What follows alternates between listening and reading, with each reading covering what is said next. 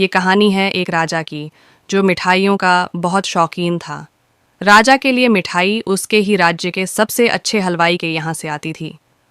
रोज की तरह राजा एक दिन मिठाई खा रहा था, तभी उसने देखा कि उस मिठाई के डब्बे में एक मक्खी मरी हुई है।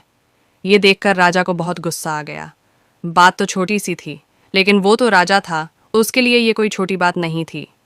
हलवाई की इस गलती के लिए राजा ने उसे सजा सुनाई और हमेशा के लिए अपने राज्य से बाहर कर दिया।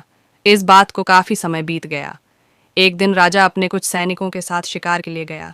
जंगल में थोड़ा अंदर जाते ही उन पर लुटेरों ने हमला कर दिया। लुटेरों ने सब कुछ लूट लिया और राजा के सभी सैनिकों को मार दिया। राजा किसी तरह अपनी जान बचाकर वहां से भाग गया और दूसरे राज्य की सीमा में पहुंच गया। कुछ देर में अंधेरा हो गया और वो राजा सुबह होने का इंतजार करने लगे। अगले दिन वो राजा उस राज्य के लोगों से मदद मांगने लगे, लेकिन दूसरे राज्य के लोग उसे भिखारी समझकर उसकी तरफ ध्यान भी नहीं दे रहे थे।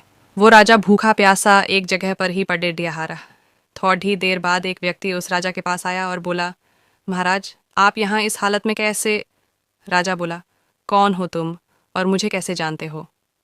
उस व्यक्ति ने कहा, महाराज, मैं वही हलवाई हूँ जो अक्सर आपके महल में मिठाइयाँ भेजा करता था। राजा ने उसे सारी बात बताई। उस हलवाई ने राजा की मदद करी और उसे वापस अपने राज्य भेजने का सारा इंतजाम भी कर दिया। वापसी के वक्त राजा ने उस हलवाई को वापस अपने राज्य में चलने को कहा, लेकिन हलवाई बोला, महाराज, इस राज्य में मेरा बहुत नाम है।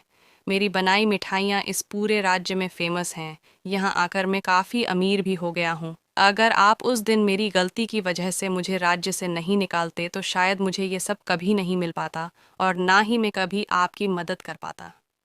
आप ऐसे ही भूखे प्यासे मर जाते। शायद जो भी हुआ वो सब अच्छे के लिए ही हुआ। राजा ने उस व्यक्ति का धन्यवाद किया और अपने राज्य की तरफ चला गया।